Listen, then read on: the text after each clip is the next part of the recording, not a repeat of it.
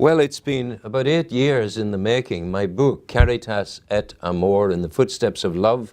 It's a handmade book by George Kingsnorth of Gullion Media, just up the road there at Drummondtee.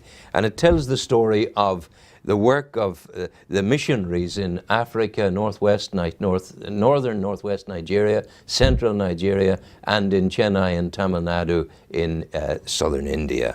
And importantly, Barry, you're in this book because you've been working in Africa too, and I sought out your work in order to write about it. Yeah. You're with the street children of Kitwe, and if I may just read a little bit here, Barry, Yeah, to give the people a flavour of it. And you say, I remember well the boy David was only 11. He was a great lad, a wonderful character. You would have loved him. I found David, you say, in the market under a stall. He was sleeping. He was alone. We stumbled across him in pitch dark.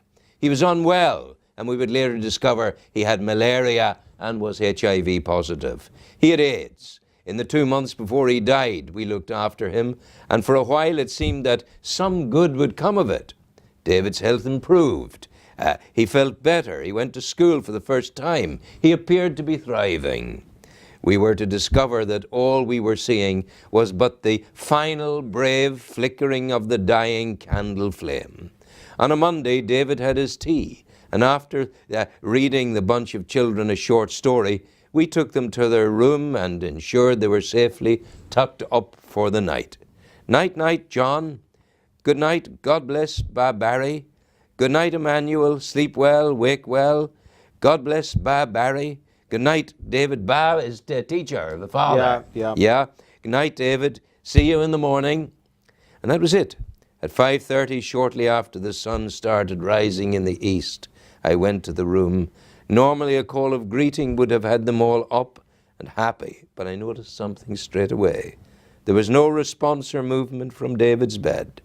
The bundle huddled under his sheet was still. I knew at once that David was gone, lifeless, his arms by his side. That was it. One of the street children of Kidway. And I'm privileged to write about it in this, my book, Caritas et Amor, In the Footsteps of Love. Barry, you're heading back to them. Yeah, I've just come home, Rowan. I've just come back. Really? That's where has time gone? I know, it's scary. Yeah, it's scary. I was away and I've come back a couple of weeks now. And it was great to get back over. I was there for just shy of a month. Yeah. And it was good. It was good. You know yourself when you go back out. I hadn't been there in about a year and a half. And some things have improved.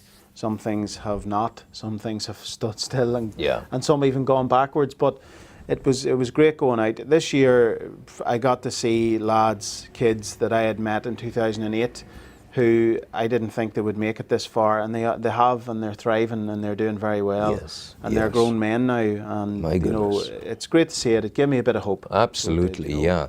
The project there is well run. It's well orchestrated. You have individuals on the ground known to you personally. Yeah, there is a lady there, Rowan, called Maya Mbulo. She is a teacher, a caregiver, she's a social worker, a nurse. She has a million jobs to do. She's a qualified teacher, and she does so much more. And it's just very interesting. I heard just this morning that Friends of Africa, Father Kevin Mulhern from Friends of Africa, who's an SMF father, is out at the minute. And he's so impressed with Maya that Friends of Africa are going to employ her. Per se, to be on the ground, because it's very difficult, Rome, when you don't have a long-term volunteer out, things can slip very quickly, and maybe work stalls. So I think with May out there on behalf of Friends of Africa, she does amazing work in the Street Children's Projects in Kitwe. Friends of Africa was where it all started for you, out the road at Drummondtine. That's right, yeah. It's a lay missionary group, part of the SMA, young people who go out and do that. Just there yesterday morning, there's a group of 10 young people flew out to Zambia, and they'll work in the Street Children's Project. They'll do some teaching, they'll work in the local community, and they'll work alongside Maya. They're alongside Friends of Africa, who are a big part of the SMA. And when they go out there, then they hook up with the likes of Father PJ Gormley. Did you see PJ this time? I did. I saw PJ, and he's doing very well known and very well respected out at Drummondtine. Yeah, great man. He's still doing amazing work out there. He's finished a project in the local community that he was working in, and he is now looking at at another project that he's going to start for the youth out in the bush. My goodness. In Zambia, yeah. So he never stops. Yeah. Keeps going. But that's what keeps these fellows going, this belief that they have in God. My man in Nigeria, Donald Kahan, he's an SMA father as well. Yeah. Don't always say, I do not want to be on this earth a moment longer than necessary to fulfill God's purpose. It's this great faith in God that keeps them going. Yeah, and I wish I had it sometimes. Ah, so sure, quit. Sometimes I don't, you know. But it was strange, Rowan. I just got a quick glimpse of your book before we came in here to do this. It's absolutely beautiful. It's amazing. But I think that's the first time that I've ever heard that story being told to me. It was amazing. Wow. It was hard hitting there. Just hearing somebody else tell me that story. It's always me telling it to other people. But I think that's the amazing thing about a book. It's that the story gets out to as many people that wants to hear it, you know. The lovely thing about the book, the useful thing about the book is it's solid, it's handmade. Yes. It's stitched, it's not stuck. It's a strong book because it has a strong story to tell and take into the future. Yeah. It's the kind of book will be here in 100 years' time. Yeah, and I think between the covers of the book, Rowan, it definitely captures Africa, what I know to be Africa. I was saying to you before, I think we're very lucky in that we've gotten to experience the real Africa. And I think that's exactly what this book shows. It's not for holiday makers. It's not for the guys that go out on their honeymoons or go and do the bungee jumping and rafting and safari. And it's the real Africa, which is absolutely fantastic because I don't think there's enough of that. No. You know, it's not touristy in any way. It's the grassroots of Africa. I had a choice to make because, quite honestly, I didn't have the money. I've invested about £5,000-6,000 in it to this point, but I didn't have the money to go for a big fancy print run. Yeah. And then the penny dropped with me.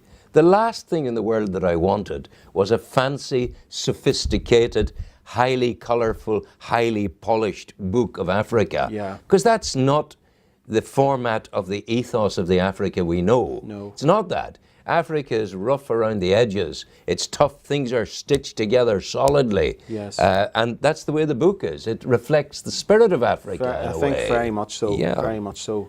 So the book will be out there. It'll be individually created for people as they want it. Yes. The order will be placed with George Kingsnorth of Gullion Media, and he will charge what he charges for it. And obviously, there's no money coming to me from it. No. It's been a labour of love over the last 8 years. Yes. And hopefully, someone will lift it and think, that's not a bad bit of work. Maybe someone is inspired by your story, my stories, to go forward and carry the flame forward. Yeah, well, funny, when I was reading it upstairs, Rowan, reading that chapter, I felt that, you know, I always find when you come back from Africa, I always think the most important thing I can do is to get into schools. Yes. And to talk to kids, talk to young people, and try and get them motivated and to plant a seed. And I think that's exactly what that book will do. If people can access it, if people get a hold of it, maybe it probably is something that every school should have. Every school should be buying a copy of that. Every school in the Newry and Mourne and the Armagh area should have a copy.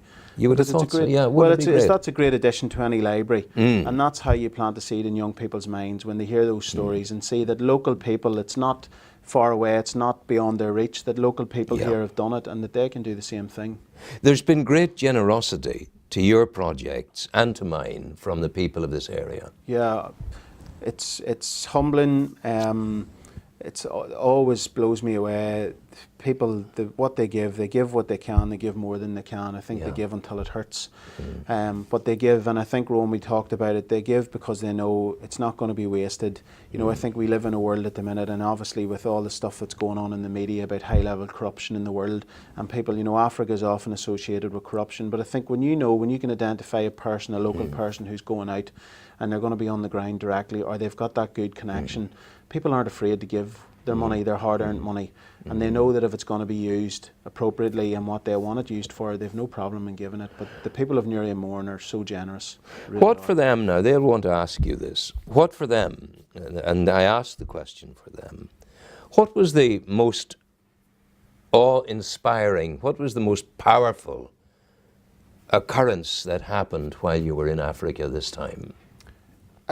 Easter Sunday night, we went out to do street outreach and we found a child, a 14-year-old boy, and again his name was David, and very, very close to death. We actually thought he was dead, and we found him, picked him up, brought him to a hospital. He was in hospital for 6 days, Rowan, attached to drips. Ukraine doctors from Ukraine who were over working for Doctors Without Borders treated him. San Fron Medicine, what's that called? Yeah, the Medicine Front, No Frontiers. Yes, yeah, No that's Frontiers. It. So those Yeah. guys worked on him. He was in the hospital for 6 days and 6 nights.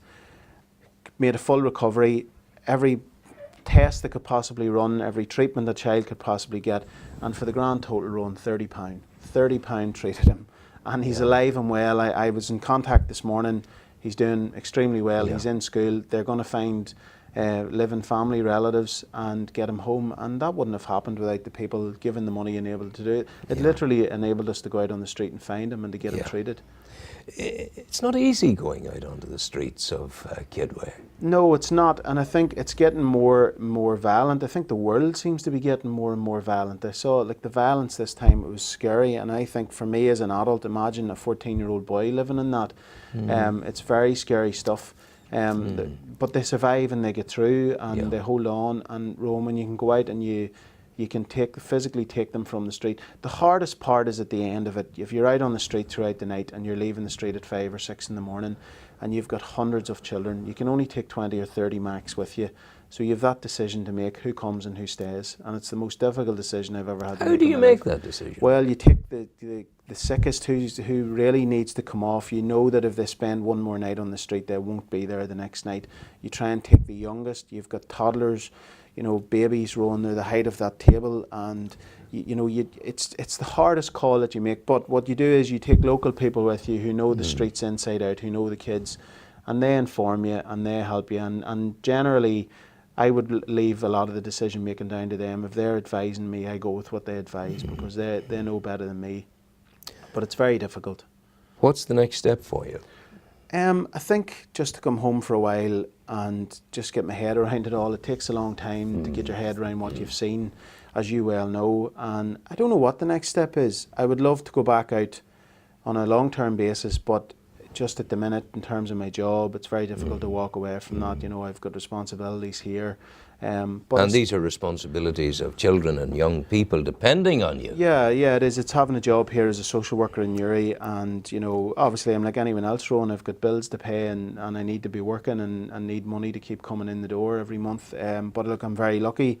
But yeah, I suppose, I don't know, maybe I'm just going to take a few months, get the summer through, and take it from there and see where it goes. 2016 will bring new challenges and new opportunities for you. Yeah, it will, and I think for yourself as well, by all accounts. Yeah, we have things to do. Things to do, yeah, and I think that's the key. Just don't stop, keep doing them. Don't stop. Yeah. And I'm so pleased to have you in the book. There's a full chapter on your work. Well, it's a privilege for me, in this Rowan, book. And I can't thank you enough for that. No, not at all. It's my joy to have you there. And it's Barry Treanor and the Street Children of Kitway, Chapter 21. And the pictures are there as well. Yeah, the photographs of wonderful the kids pictures there of those children.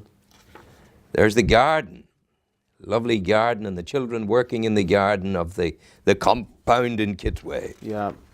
Little boy sleeping close to the boundary wall. The growth of the plants and the words. Yeah. Importantly, ubi caritas et amor, Deus ibi est. Where charity and love are, there is God. Yeah. Barry Treanor, go well. Thank you very much indeed. Rowan, thank All you the very best. much as Take always. care. Thank you. Bye-bye. Thanks very much.